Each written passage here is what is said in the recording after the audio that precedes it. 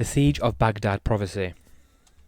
In this prophecy, Muhammad, peace be upon him, foretold the creation of a new city, predicting its location and layout, predicting its eventual growth and importance, and foretold its eventual destruction, specifically by the Mongols. There is no vagueness left in this prophecy.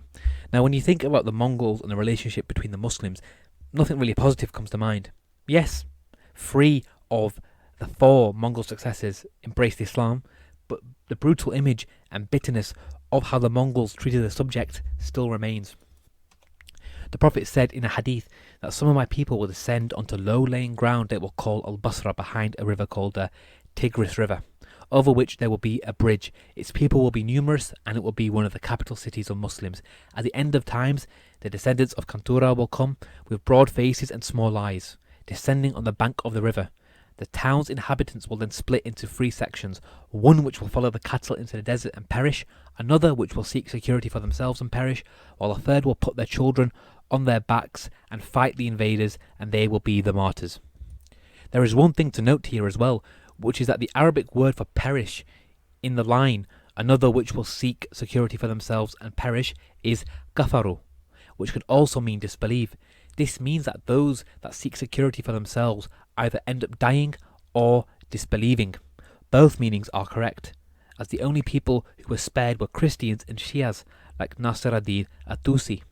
Let's break things down because there's a lot of details that are flying around here and I want to make this easy for you to understand. So, it will take place on low-lying ground called Al-Basra by the people. It will take place next to the Tigris River. There will be a bridge over this river. The city will be a capital city for the Muslims. The inhabitants will be numerous. The city will be invaded by the descendants of Kantura, the people who are described as having broad faces and small eyes. Now, the final section of this prophecy heavily implies that the Muslims will lose and will be slaughtered. The point above comes from the fact that the inhabitants are split into 3 sections, one which escapes into the desert and perishes, another seeking security for themselves and perishing, and the final ones fighting and becoming martyrs. Notice how the groups that remained in the city ended up dying in the city. Finally, since no such city existed at the time, a city next to the Tigris River in an area called Al-Basra, having many inhabitants, it means that the final point is a new city will be created near the Tigris River by the Muslims. This city will become a capital city for Muslims, eventually growing to have a large number of inhabitants. Is it not amazing how there's so much detail in this prophecy? Would you expect somebody who's a false prophet to make such a detailed prophecy?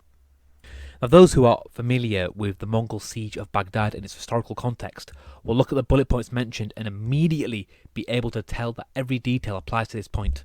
So let's go through it point by point. Number 1. A new city will be created in the Tigris River by the Muslims. This city will become a capital city for Muslims, eventually growing to have a large number of inhabitants. Now, the only city that this could be is Baghdad.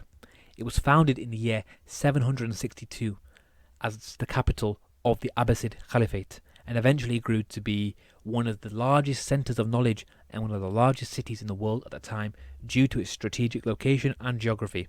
It's difficult to underestimate the importance of this city, as it's cited by some to be the reason for the centuries-long Islamic Golden Age.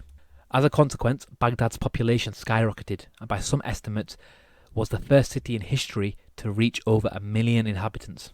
Number 2. Low-lying ground called Al-Basra by the people. Abu Dawud quotes an isnad reaching Al-Ashraf where he says that close to the gates of Al-Baghdad is an area called Bab al-Basra. It will take place next to the Tigris River. A portion of the Tigris River is connected within the borders of Baghdad. Number 3. There will be a bridge over the Tigris River at this point. Due to the city containing a portion of the Tigris River within its borders, a bridge was built to connect the 2 portions of city to one another. Number 4. The city will be a capital city for the Muslims. 5. And this city's inhabitants will be numerous.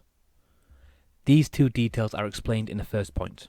I want you to have a look at this picture now. The left is a Mongol child and the right is a Gobid phenotype, most typical in Mongolians and other Central Asians, directly described as having a broad face. The city will be invaded by the descendants of Kantura, who are people described as having broad faces and small eyes. Now, if you look at the image that I've just put on the other screen, won't you say they have small eyes and broad faces? Surprisingly, the prophecy even states the ethnicity of the invaders and what they look like, and this exactly describes the Mongol phenotype, as they are a Central Asian people with broad faces and small eyes. Of course, the Mongol Empire was ruled by the Mongolian people. 7. The final section heavily implies that the Muslims will lose and be slaughtered.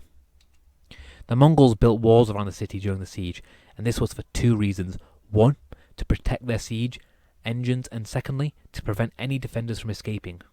Once they entered the city, they killed everyone they could find, and nobody was spared except for the Christians and the people who were working with the Mongols to begin with, like Atusi.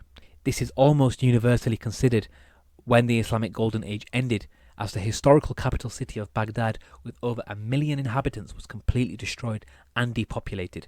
Baghdad and the Muslims as a whole would never fully recover from this.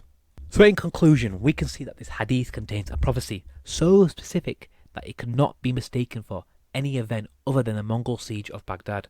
The Prophet, peace be upon him, foretold the creation of a Muslim capital city on the Tigris River, which would eventually become the largest city in history at the time. He foretold a name given to its area, the race and the characteristics of those who will invade it, and the fate of the city.